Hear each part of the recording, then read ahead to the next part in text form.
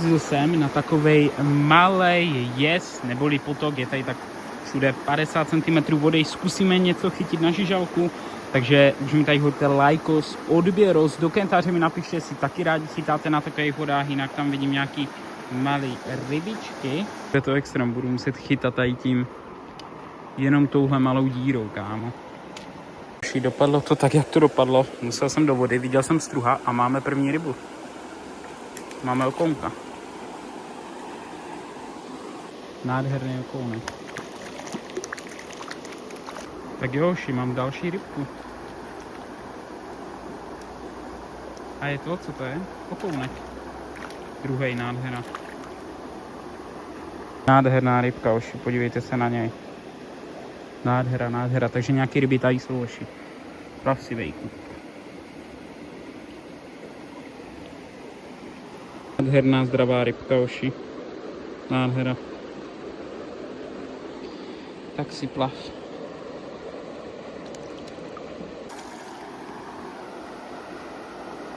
A? Plotička. Nádherná, hoši. Tak jo, plav si bejku.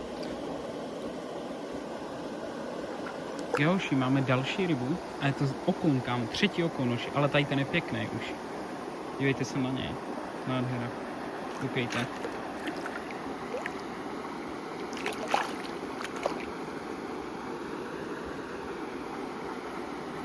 Největší, hoši. Nádhera. Tak, bejku, plav si.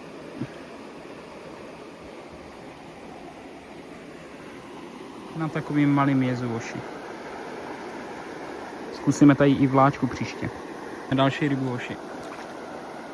A je to 5. okounek. Tady ten je teda menší o něco. Ale nádhera, hoši. Hoši, že jsem tady 20 minut. A tak si plav, kámo. Tak mám 5 okounů, jednu plotici a upadly mi 2 velcí jelci kolem 45. Tak joši, já jsem se posunul a máme tady nový rybí druh. Je to jelčák, jo.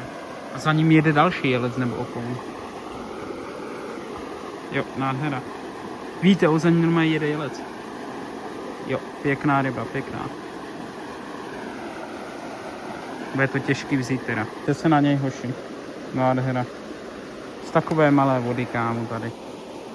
Nádherná rybka. A že bych šel zkusit tam dál, jenomže tam není voda. Myslím si, že možná na vláčku by to šlo, takže to příště určitě zkusíme na vláčku a zkusíme se přemístit ještě na jeden potok vedle. Tady vidíte, že je fakt mega málo vody, hoši. Ale pstruzy by tady mohly být, si myslím, na úlku. Na lehkou vláčku, špitku malou nebo něco. A člověk by tady určitě pochytal. Koukejte na to. To je nádhera. Tady je vlastně ten druhý tok, který je fakt pěkný. Věřil bych tady dravce. Bohužel vláčku u sebe nemám. Ale myslím si, že by tady něco mohlo být. Zkusíme to určitě na splávek, akorát trošku dál. Jelikož tady je fakt všude jako třeba 4-5 metrů hloubka. Vím, že tady se chodí občas na kapry. Je to vlastně Morava, nebo u nás se tomu říká čepák. Takže vám to hnedka ukážu. A vypadá to následovně, hoši. Nádherný. Tak jo, hoši, jsme na novém fleku a máme dalšího okounka. Ten už je pěkný. Tak nový místo, první ryba, nádherný okoun, dneska asi největší bych řekl. A jel zatím další 2, tak jdem to tam poslat a snad se povede. Ten je nádherný, hoši, dívejte na to zbarvení, to je nádhera. Tak jo, hoši, máme další rybu. Nádhera, další okouna. Vidíte, za ním jde další, hoši, vidíte to nebo ne? Vidíte. Už tam není, ale ten je pěkný. Tak jo, hoši, mám dalšího, už jsem vytvořil 3, jeden mi teda upad, tady ten je taky pěkný, hoši, dívejte se na to. Doufám, že chytám nějakou mambu, hoši. Tak jo, hoši, máme tam dalšího. No jo, krásný. Tohle je 6. okoun od hoši. A spadl. Tak jo, hoši, 7. okoun. Ten už je větší. Nádherný.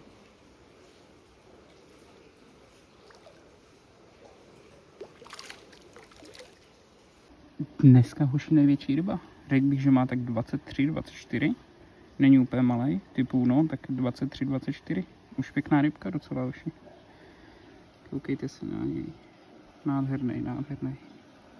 Tohle je neskutečný. Je tam další, kámo. Všichni mají okolo 15-20 cm. Ale pěkný ryby. A tohle je už asi 11. okoun. Takhle jsem si dlouho nezachytal. Na to, že je 30 stupňů, za chvilku pojedu dom, ale to je nádhera tady ty ryby. To je nádhera oši. Dívejte se na ně. Nádherný. Jedu dom, jsou 2 hodiny, chytali jsme 4 hodiny, nachytali jsme okolo 18-19 ryb, co si myslím, že je docela dobrý na ty poměry, že se tady měli obří povodeň a je tady 31 stupňů ve stínu, blíží se velká bouřka, takže já myslím, že to bude všechno, dejte like, dejte odběr a vidíme se u dalšího videjka, čau, čau, čau.